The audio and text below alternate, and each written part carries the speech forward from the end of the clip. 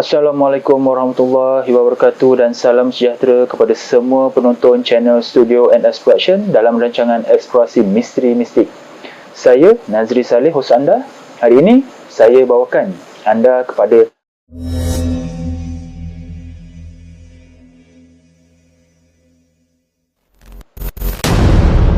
sumber maklumat yang kami perolehi dari kaedah ilmu kebatinan secara Islam, iaitu Al-Haq. Jika anda tidak suka dari sumber tersebut, sila berhenti menonton video dari channel ini. Sebelum saya teruskan video ini, bantu saya dengan tidak skip iklan ketika menonton video di channel ini.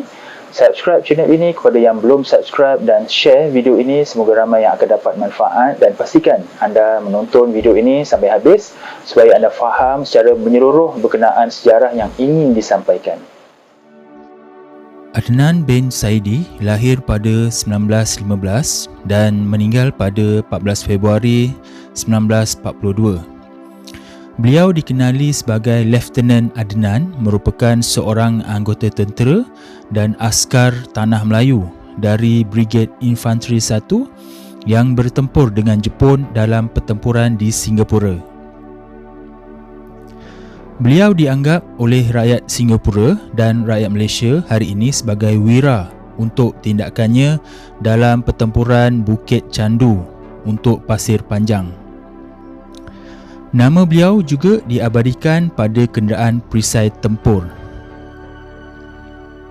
Beliau meninggal pada 14 Februari 1942 ketika berumur 27 tahun di Pasir Panjang, Negeri Selat, kini Singapura. Beliau berkhidmat dalam Regimen Melayu Diraja bermula pada tahun 1935 sehingga 1942. Beliau berpangkat Lieutenant Muda dalam unit Platoon ke-7 Kompeni C Brigade 1 Malaya. Beliau dianugerahkan rekrut terbaik di Regimen Melayu dengan 3 pingat British. Beliau dilahirkan di Kampung Sungai Ramal, Kajang, Selangor pada tahun 1915. Adnan merupakan anak sulung dalam keluarganya. Adnan menerima pendidikan di Pekan Sungai Ramal dalam aliran Inggeris. Beliau merupakan pelajar yang rajin dan berjaya dalam pengajiannya. Selepas menamatkan pengajiannya, Adnan terpilih sebagai guru pelatih dan mengajar selama lebih 1 tahun. Adnan kemudiannya mengambil keputusan untuk memasuki tentera. Pada tahun 1933, ketika berusia 18 tahun, beliau memasuki Regimen Askar Melayu. Setahun kemudian, beliau terpilih sebagai rekrut terbaik. Pada tahun 1936, Adnan dilantik ke pangkat sarjan. Ini merupakan kenaikan pangkat yang pantas bagi seorang tentera muda. Pada tahun 1937, beliau terpilih untuk mewakili platoonnya dalam perbarisan memberi hormat di London bagi menyambut pertabalan Raja George ke-6. Tidak lama selepas itu, Adnan sekali lagi dinaikkan pangkat kepada Kompeni Sarjan Major dan dihantar ke Singapura untuk kursus latihan pegawai. Setelah menamatkan kursus sebagai Lieutenant Muda, Adnan dilantik sebagai Ketua Platoon ke-7 Kompeni C. Sekembalinya Lieutenant Adnan dari London, beliau berkahwin dengan seorang guru di kampungnya. Pada akhir 1941, Lieutenant Adnan Saidi ditempatkan di Singapura dan membawa keluarganya bersama-sama. Mereka tinggal di rumah besar di Pasir Panjang dalam kawasan yang dihaskan untuk keluarga Regimen Askar Melayu. Apabila berita peperangan Dunia Kedua semakin hampir dan pihak Jepun bersedia untuk menjajah Singapura, Lieutenant Adnan menghantar keluarganya kembali ke kampung mereka di Kajang, dan inilah masa yang getir bagi Lieutenant Adnan kerana isterinya sedang mengandungkan anak mereka yang ketiga. Ini merupakan kali terakhir mereka bersama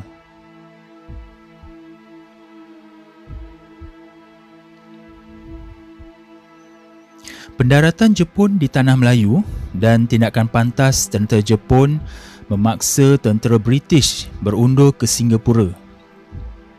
Pertempuran-pertempuran akhir mempertahankan Singapura, termasuk pertempuran di Pasir Panjang yang lebih dikenali sebagai Pertempuran Bukit Candu. Bukit Candu dinamakan sempena kilang memproses candu yang dahulunya terletak di kaki bukit tersebut. Pertempuran sengit telah berlarutan beberapa hari sebelumnya. Tentera Jepun yang biasa bertempur dari pasukan tentera ke-25 yang terkenal berjaya mengatasi kedudukan pertahanan strategik di Singapura. Bukit Candu menandakan sempadan pertahanan terakhir. Ia merupakan kedudukan pertahanan penting di Singapura berasaskan dua alasan strategik, iaitu ia boleh melihat bahagian utara Singapura dan selain itu sekiranya pihak Jepun mengawal permatang, ia memberikan mereka laluan langsung ke kawasan Alexandra.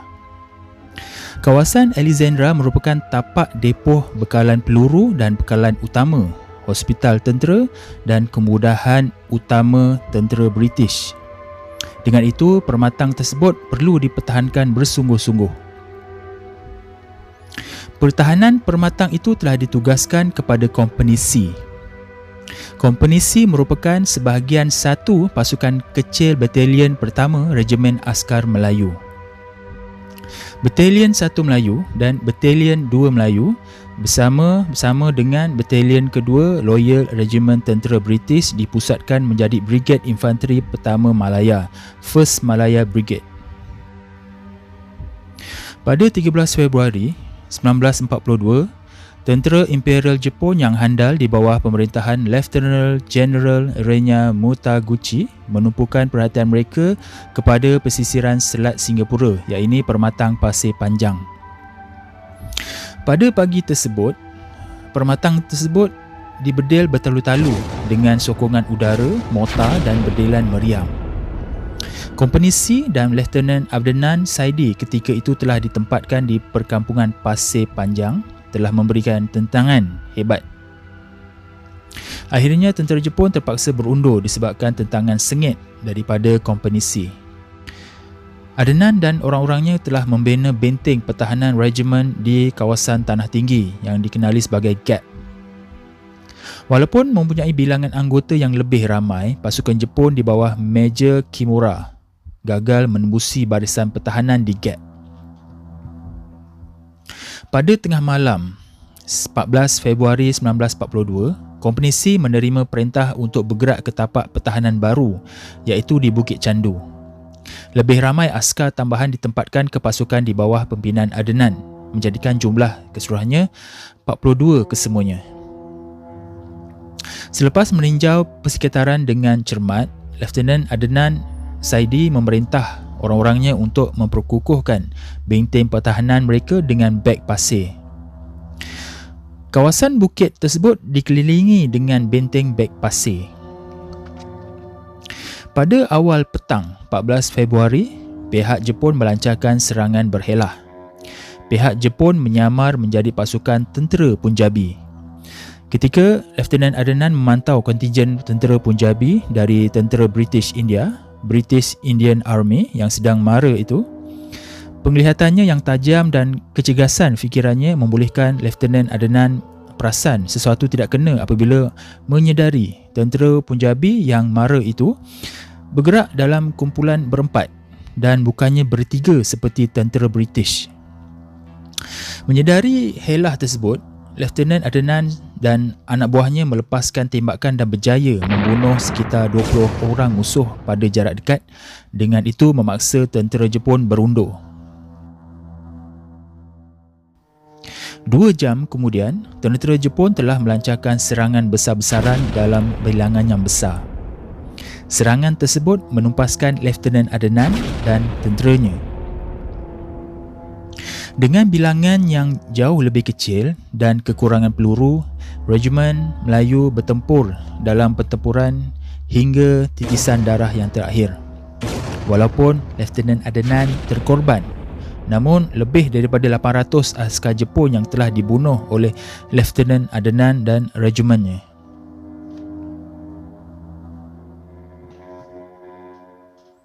Pertempuran sengit berlanjutan di Bukit Candu memaksa Lieutenant Adenan dan pasukannya menggunakan semua jenis senjata termasuk bom tangan dan senjata automatik.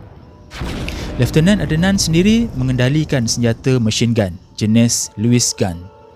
Dalam kebanyakan kes, askar bertempur dalam pertempuran berhadapan menggunakan bayonet, tetapi mereka kekal bertahan dan mengecewakan pihak musuh. Dalam pertempuran yang berikutnya, pegawai dan tentera mati. Adenan cedera parah tetapi enggan berundur dan sebaliknya menyuruh orang-orangnya berjuang sehingga ketisisan darah terakhir. Keberaniannya lah yang menaikkan semangat juang orang-orangnya untuk bertahan bersungguh-sungguh. Korporal Yaakob yang mendapat pingat keberanian Medal of Gallant merupakan salah seorang daripada mereka yang terselamat dalam pertempuran Bukit Candu. Dalam kacau bilau pertempuran, beliau yang tercedera jatuh di atas mayat mereka yang terkorban. Beliau terselamat dengan berpura-pura mati di samping mayat rakannya dan melihat kematian mengerikan Lieutenant Adenan. Musuh yang menang berjaya menawan Lieutenant Adenan. Akibat perasaan dendam kerana keberaniannya melawan Jepun, ketua pelatun itu diseret sebelum diserkup dengan guni.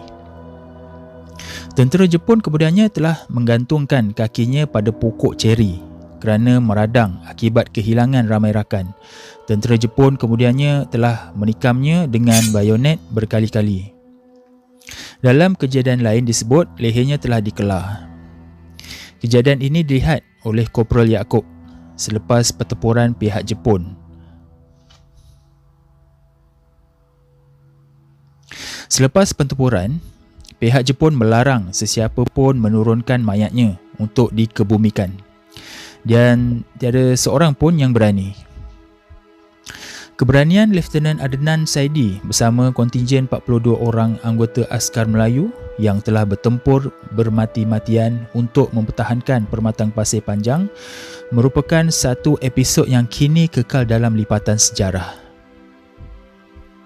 Adenan kini dianggap wiranegara oleh kedua-dua warga Singapura dan rakyat Malaysia kerana sumbangannya yang berani berperang melawan serangan tentera darat Jepun pada masa itu. Plak peringatan perang yang menghormati Adenan dan Brigade Melayunya didirikan oleh Perdana Menteri Singapura Lee Kuan Yew pada tahun 1995.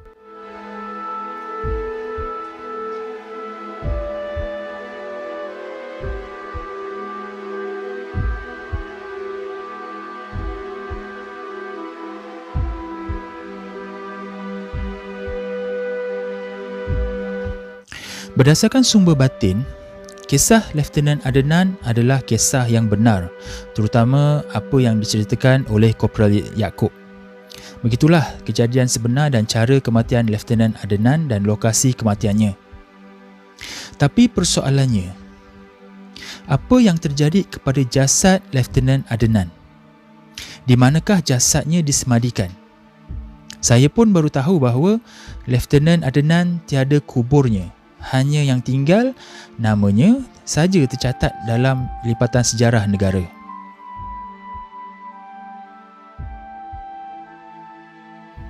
Sebenarnya saya telah beberapa kali cuba mendapatkan maklumat berkenaan lokasi kubur Lieutenant Adenan dan askar-askarnya, namun saya tidak perolehi maklumat tersebut. Ada sumber blogger warisnya berkata Lieutenant Adenan dibawa oleh Jepun ke lokasi yang tidak diketahui, tetapi Korporal Yaakob menyaksikan Lieutenant Adenan telah dibunuh di Bukit Candu. Ada laporan di blog dia pernah ke Bukit Candu dan telah terjumpa makam lama yang dipercayai makam tersebut ada kaitan dengan tragedi tersebut. Dipercayai juga ada beberapa orang kampung telah pergi ke tempat itu selepas pertempuran sengit berlaku. Jadi persoalannya, apakah sebenarnya yang terjadi? Jadi saya cuba dapatkan maklumat secara batin. Semoga usaha ini dapat menjawab persoalan yang sebelum ini tidak terjawab. Setelah beberapa hari sabar menunggu, akhirnya Allah izinkan kami mendapat gambaran apakah yang terjadi kepada jasad Lieutenant Adnan dan askar-askarnya. Sebenarnya selepas Lieutenant Adnan diheret keluar dari kubu oleh tentera Jepun yang berang menggila disebabkan terlalu ramai tentera mereka tewas di Bukit Candu, Lieutenant Adnan digantung di mana kakinya diikat pada dahan pokok dan kepalanya di bawah. Kemudian tubuhnya diserkup dengan kain guni sehingga separuh badan dan diikat. Kemudian setiap tentera Jepun yang geram menikam-nikam tubuh Lieutenant Adnan dengan bayonet bertubi-tubi. Ketika itulah Lieutenant Adnan terkorban. Namun tidak setakat itu saja kekejaman tentera Jepun. Tidak berapa lama kemudian, mereka menyembah dengan bahan mudah terbakar ke tubuh Lieutenant Adnan yang sudah tidak bernyawa itu. Ada kemungkinan mereka menggunakan minyak tanah atau gasolin untuk memudahkan proses pembakaran. Selepas itu mereka mengumpul mana-mana kayu berdekatan yang ada di situ dan selepas itu bermulalah pembakaran jasad Lieutenant Adnan dalam keadaan tergantung dengan api yang marak menyala. Mereka benar-benar mahukan jasad Lieutenant Adnan dibakar sehingga menjadi abu. Itu semua dibuat kerana tentera Jepun benar-benar ingin melepaskan geram dan benci. Apa pula yang terjadi kepada tentera-tentera Lieutenant Adnan?